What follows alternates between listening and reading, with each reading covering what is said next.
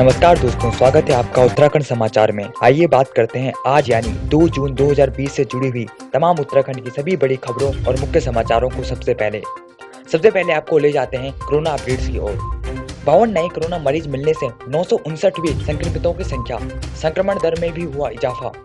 राज्य में सोमवार को कोरोना के 52 नए मरीज मिले, जिनमें से 21 चंपावत, 9 देहरादून, 6 पिथौरागढ़, 5 बागेश्वर, 3 नैनीताल और 8 हरिद्वार जिले के मरीज हैं। इसके साथ ही राज्य में कोरोना के कुल मरीजों की संख्या 959 हो चुकी है।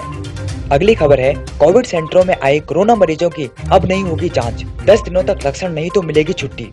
कोविड केयर सेंटरों में रखे जा रहे कोरोना मरीजों की दोबारा कोरोना जांच नहीं होगी। 10 दिन तक मरीजों में यदि किसी तरह के लक्षण नहीं आते तो उन्हें छुट्टी देकर घर भेज दिया जाएगा, जहां 7 दिन में क्वारंटाइन में रहने के बाद वह स्वस्थ घोषित हो जाएंगे। प्रशासन ने एसिम्प्टोमेटिक कोरोना मरीजों को अस्पताल में न रखने का निर्णय लिया है।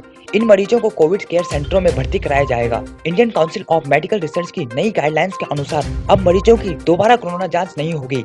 यदि किसी मरीज की स्थिति गंभीर है तो उसे अस्पताल में भर्ती करवाया जाएगा। अस्पताल में केवल गंभीर मरीजों को ही भर्ती करवाया जाएगा।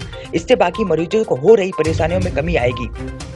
सहकारिता मंत्री धन सिंह के कार्यवाहक सीएम बनने की अफवाह वायरल। मुख्यमंत्री त्रिवेंद्र रावत के होम क्वारंटाइन होने पर सहकारिता मंत्री धन सिंह रावत को कार्यवाहक सीएम बनाने का संदेश सोमवार को जमकर वायरल हुआ।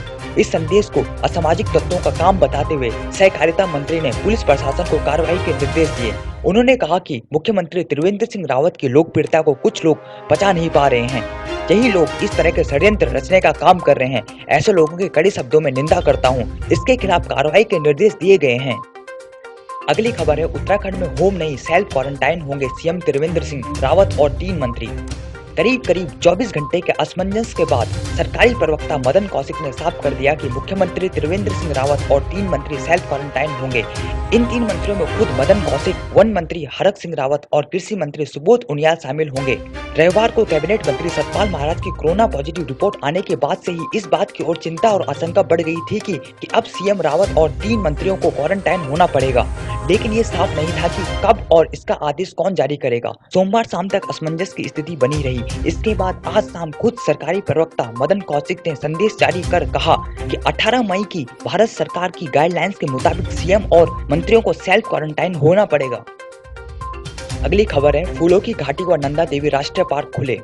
चमोली जिले में समुद्र तल से 12,995 फीट की ऊंचाई पर स्थित विश्व धरोहर फूलों की घाटी और समुद्र तल से 11,480 फीट की औसत ऊंचाई पर स्थित नंदा देवी राष्ट्रीय पार्क सोमवार को पर्यटकों के लिए खोल दिए गए। हालांकि कोरोना महामारी के चलते फिलहाल पर्यटकों को घाटी व पार्क में जाने की अनुमति नहीं है। अगली खबर है, हरिद्वार में पाबंदियों के बीच मनाया गया गंगा दशहरा पर्व। लोगों ने घरों में ही की पूजा। अनलॉक 1 के तहत सरकारी पाबंदियों के बीच धर्मनगरी में उल्लास और उमंग के साथ गंगा दशहरा और गायत्री जयंती का पर्व मनाया गया। हालांकि इस मौके पर सरकारी पाबंदी के चलते लोग गंगा स्नान के लिए हर की पौड़ी या अन्य गंगा घाटों पर सामूहिक रूप से नहीं आ पाए, इसलिए गंगा स्नान को लेकर भीड़ नजर नहीं आई। मंदिरों के कपाट भी बंद रहे, इसलिए लोग घरों में ही पूजा पाठ कर रहे थे। सामान्य दिनों में इस मौके पर हरिद्वार में लाखों की भीड़ जमा होती है और सुबह के प्रथम पहर में 5 से 10 लाख लोग स्नान करने के लिए आते हैं। जेठ मास के शुक्ल पक्ष की दशमी पर हस्त नक्षत्र और सिद्ध योग में गंगा दशहरा का पर्व मनाया जाता है। दशमी तिथि 31 मई को शाम 5:36 से प्रारंभ होकर 1 जून दोपहर 2:57 तक थी। तो अगली खबर है, 14 फसलों का समर्थन मूल्य बढ़ाया, 250 करोड़ तक का है कारोबार तो उद्योग अब मध्यम श्रेणी में। कोरोना संकट से जूझ रही अर्थव्यवस्था को रफ्तार देने के लिए केंद्रीय कैबिनेट ने कई बड़े फैसले किए। सबसे ज्यादा रोजगार मुहैया कराने वाला सूक्ष्म, लघु और मध्यम उद्योगों और किसानों को सरकार ने बड़ी राहत देने का ऐलान किया है। एमएसएमई की परिभाषा में 14 साल बाद बदलाव किया गया। अब 50 करोड़ के निवेश और 250 करोड़ तक कारोबार वाले उद्योग मध्यम श्रेणी में होंगे। एमएसएमई के किसी भी श्रेणी में निर्यात को कारोबार में शामिल नहीं किया जाएगा।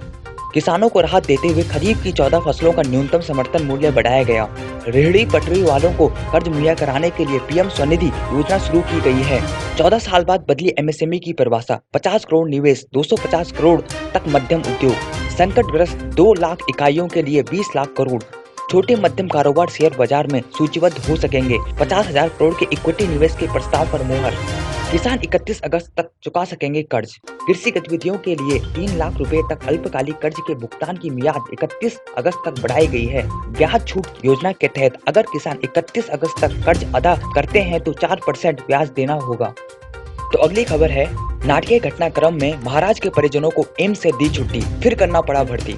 एम्स में भर्ती राज्य के पर्यटन मंत्री सतपाल महाराज के परिवार के 5 सदस्यों को सोमवार शाम छुट्टी देने के बाद रात में दोबारा भर्ती कर लिया गया। एम्स प्रशासन ने उनमें कोरोना के लक्षण नहीं दिखाई देने और केंद्र सरकार की गाइडलाइंस का हवाला देकर शाम को डिस्चार्ज कर दिया गया था। सभी को होम क्वारंटाइन करने की सलाह दी गई थी, लेकिन कुछ घंटे बाद ही उक्त परिजन दोबारा एम्स पहुँच गए, जिसके बाद उन्हें फिर भर्ती कर लिया गया। प्रोफेसर यूबी मिश्रा ने इसकी पुष्टि की, हालांकि उन्होंने इस बाबत जानकारी होने से मना कर दिया कि ऐसा कैसे हुआ। कहा कि महाराज के परिजनों को जिला प्रशासन ने वापस भेजा या किसी और ने, इसकी जानकारी नहीं है। सोशल मीडिया में केस दर्ज करने को लेकर उठी मांग। सतपाल महाराज पर लापरवाही बरतने के आरोप सोशल मीडिया पर लगे।